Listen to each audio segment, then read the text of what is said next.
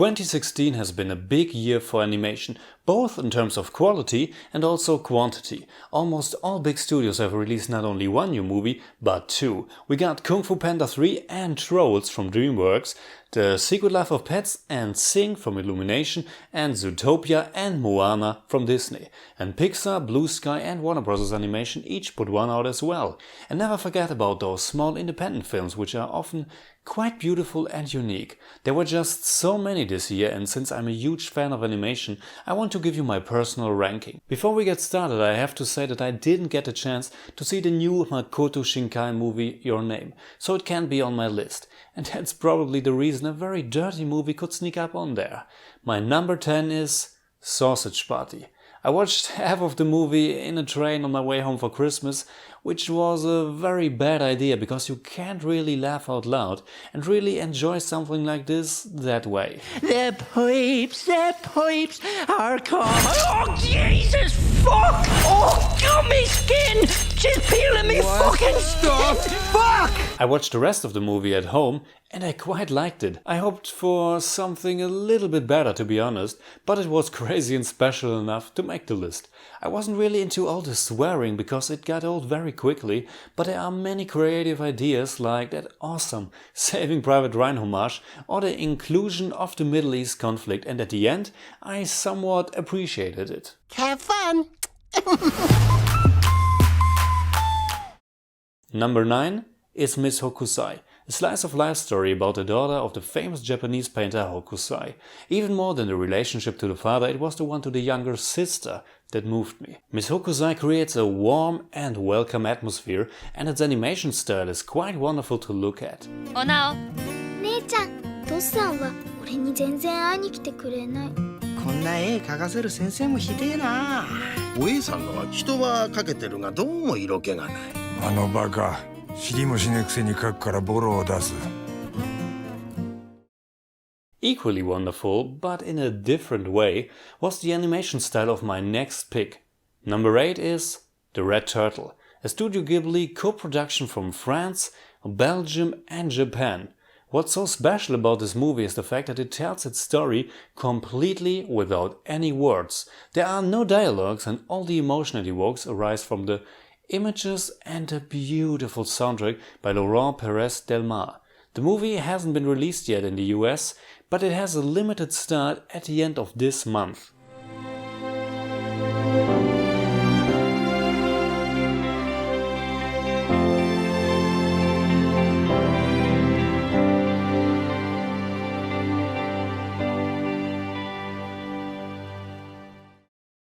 We continue with another very special animated movie that will be out on Blu-ray and DVD this month. My number 7 is Long Way North. It's an adventure story set at the end of the 19th century. It's from France and Denmark, and it's the perfect film for this time of year. We follow the young girl Sasha on an expedition to the North Pole, and the beautiful animation style can give you both chills and that warm and cozy flavor of a small wooden cabin in the middle of winter. Le plus difficile commence maintenant.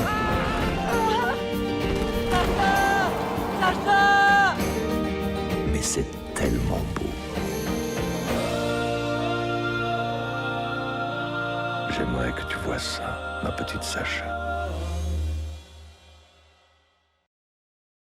The next movie is just a little bit over 60 minutes long, and yet it handles more serious topics than most animated movies combined.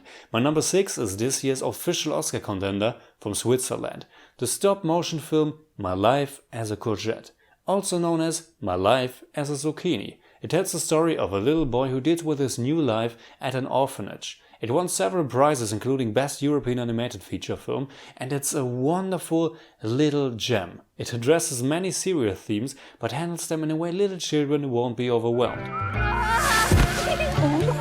On restera toute la vie ensemble. On sourit. Ouais.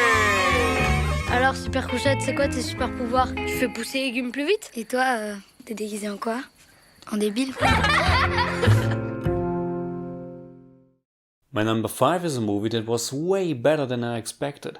It's a sequel of a movie that was released more than 10 years ago, and it puts a side character of who I thought it couldn't carry a whole movie front and center. But I was wrong. Finding Dory was a delight. Like its predecessor, it's a fun adventure story with many laughs, cool characters, of course wonderful animation, but that goes without saying when it's Pixar, and it also gives a voice to handicapped children.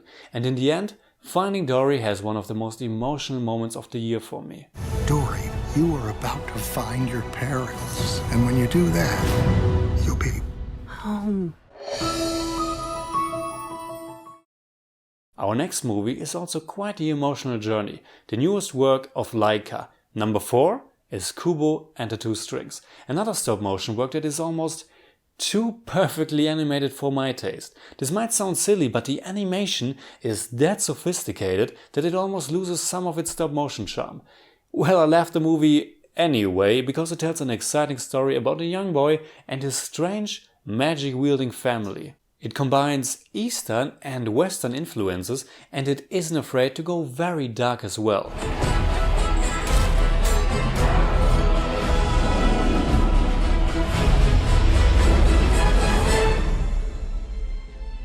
You've got my attention. I promise I won't even blink. I actually don't think I even can blink. Do I have eyelids?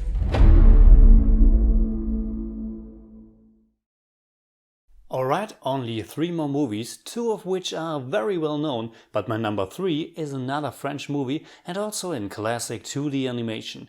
April and the Extraordinary World. It's based on the Jacques Tati graphic novel of the same name and tells the story of the young girl April, whose extraordinary world is an alternate version of our very own, but instead of discovering scientific marvels like electricity and other achievements, everything here is based on burning coal. You can delve into a fascinating steampunk world that's very bleak and grey, and yet just such a great environment for this adventure story. It unravels a little bit like the best adventure stories by Hayao Miyazaki. It has a little bit of Castle in the Sky in it, and there's a moving castle as well. It also takes some very bizarre routes later on, and the finale is something so delightfully crazy. Please check it out.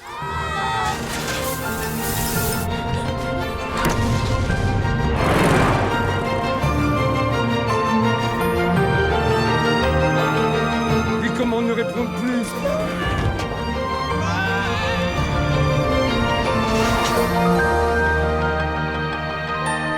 Quand je pense que je cherche mes parents et que c'est sur toi que je tombe. C'est bon, vous avez fini?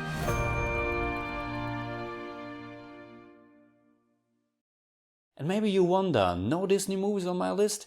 Until now, because my number 2 is a movie I had almost no expectations for, and it simply blew me away with its positive message. I'm talking about Zootopia. I was hoping for a good, comedic movie with talking animals and was so thrilled to see that it was more like a mystery, crime, adventure, and that the concept was completely intertwined with its story and message, unlike a certain other animated movie this year.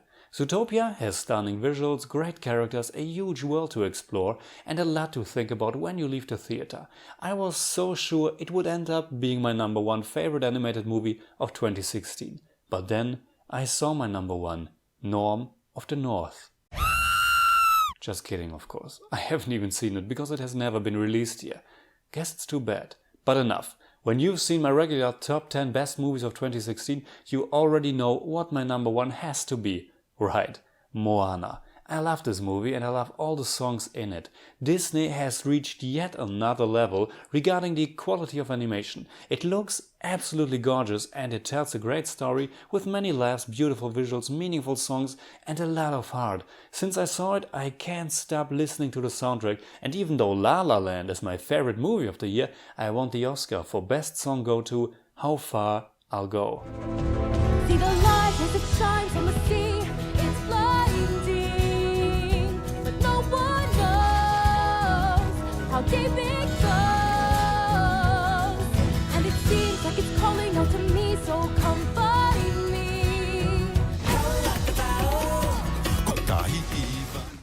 So that's my list, and now it's your turn. Please tell me in the comments below what are your favorite animated movies of the year. There will be one more top 10 video of 2016, and that will be top 10 soundtracks of the year. But right now I'm not sure when it will be done, I think in 2 or 3 weeks. You can hit me up on Twitter, Facebook and Instagram simply at the Jimmy Cage. And if you enjoyed this video, please give me a thumbs up, share, subscribe, whatever you like. You are not my